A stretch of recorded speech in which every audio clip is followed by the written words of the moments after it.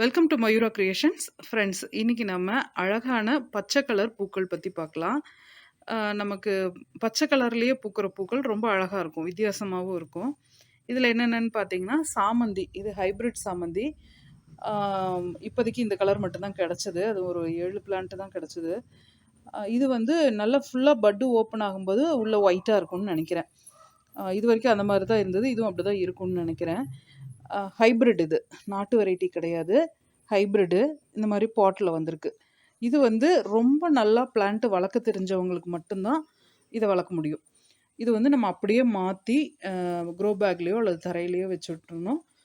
ஓரளவுக்கு செமி ஷேடாக இருக்கிற மாதிரி இடமா இருக்கணும். அப்புறம் வாங்கினோன்னையுமே இந்த பூக்களை கட் பண்ணிடணும். பூக்கள் ஒன்றுமே விடக்கூடாது. சாமந்தியை பொறுத்த வரைக்கும் ஃபெயிலியர் ஆகிற காரணம் நம்ம பூக்களை அதில் அப்படியே விட்டுறது தான். இந்த பூக்களை எல்லாம் கட் பண்ணி விட்டுட்டோம்னா அழகாக மறுபடியும் துளுத்து வரும். அதில் வந்து பூ எடுக்கிறதுக்கு நம்ம விட்டுறலாம். அப்போ வந்து நமக்கு நல்ல ரிசல்ட் இருக்கும். இதுலேயே பக்கக்கன்றுகள் எல்லாமே முளைச்சி வரும். நம்ம அதை சேஃப்டி பண்ணிக்கலாம். இந்த வெரைட்டி சாமந்தி. அடுத்த பச்சை கலர் பூ என்னன்னு பார்த்தீங்கன்னா, க்ரீன் ரோஸ். இது ஒரு அழகு பூ. இது பாருங்கள், அப்படியே மைல்டாக ரோஸோட அந்த கலர் கிடைக்கும். ரோஸோட அந்த வாசனை வந்து ரொம்ப மைல்டாக இருக்கும். இது வந்து இப்படி தான் இருக்கும். நிறைய பேர் வந்து இந்த நெட்லலாம் போட்டிருக்காங்களே, ரோஸ் மாதிரியே இருக்குது அப்படின்னு கேட்குறாங்க.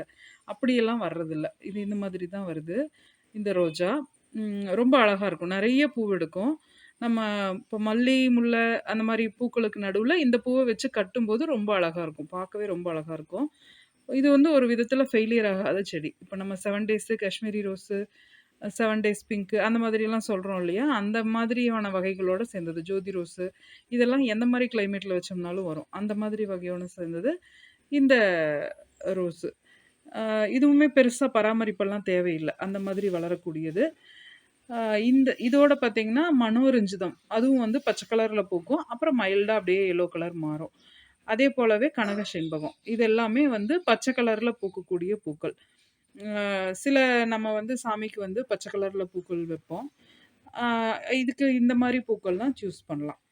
இது போல் பயனுள்ள தகவல்களுக்கு நம்ம சேனலை சப்ஸ்கிரைப் பண்ணுங்கள், லைக் பண்ணுங்கள், ஷேர் பண்ணுங்கள். தேங்க்யூ.